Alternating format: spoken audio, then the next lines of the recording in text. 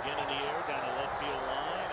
Alou reaching into the stands and couldn't get it.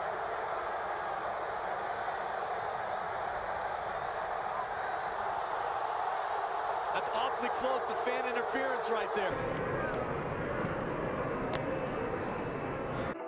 During an MLB playoff game between the Chicago Cubs and the Florida Marlins on October 14, 2003 at Wrigley Field, spectator Steve Bartman interfered with the game by deflecting a ball that would have been caught by Moises Alou.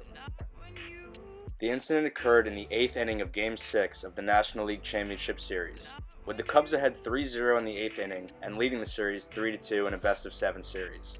If Alou had caught the ball, it would have been the second out in the inning, and the Cubs would have been just 4 outs away from winning their first National League pennant since 1945. Following the interference, the Cubs ended up giving up 8 runs in the inning and lost the game 8-3.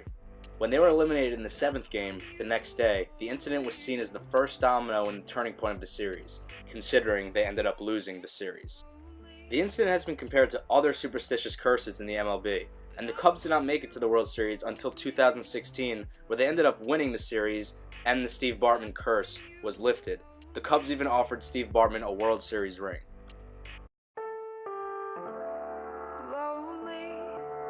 Following the World Series ring gift, Bartman made this statement: "Although I do not consider myself worthy of such an honor, I am deeply moved and sincerely grateful to receive an official Chicago Cubs 2016 World Series championship ring. I am fully aware of the historical significance and appreciate the symbolism the ring represents on multiple levels. My family and I will cherish it for generations. Most meaningful is the genuine outreach from the Ricketts family, on behalf of the Cubs organization and fans, signifying to me that I am welcome back into the Cubs family and have their support going forward. I am relieved and hopeful that the saga of the 2003 foul ball incident surrounding my family and me is finally over. I humbly receive this ring not only as a symbol of one of the most historic achievements in sports, but as an important reminder for how we should treat each other in today's society. My hope is that we all can learn from my experience to view sports as entertainment and prevent harsh scapegoating, and to challenge the media and opportunistic profiteers to conduct business ethically by respecting personal privacy rights and not exploit any individual to advance their own self-interest or economic gain." Ceremonial exchange, an exchange of gifts that contributes to forming and maintaining relationships. Although it's not much of an exchange of gifts, this can be seen as a ceremonial exchange, being that the Cubs gave Bartman a World Series ring, and in exchange, Bartman gave a statement on how happy he is and how everyone can learn from the situation.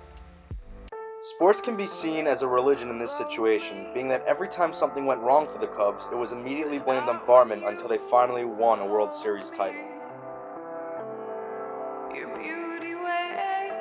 Bartman even received many death threats after the incident and turned down thousands of dollars in endorsement deals after the infamous play.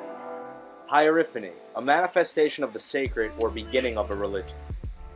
Although it is not the beginning of a religion, the incident could also be seen as a hierophany, being that ever since the incident happened, it was always the blame for any of the Cubs' adversity. Sacred place, a place that connects people and religion. Additionally, Wrigley Field can be seen as a sacred place as it connects fans to the game of baseball. The stadium was built in 1914 and the Cubs have been playing there ever since. It is also currently the oldest standing MLB stadium. It is one of a kind with its ivory-covered brick outfield wall. But not when you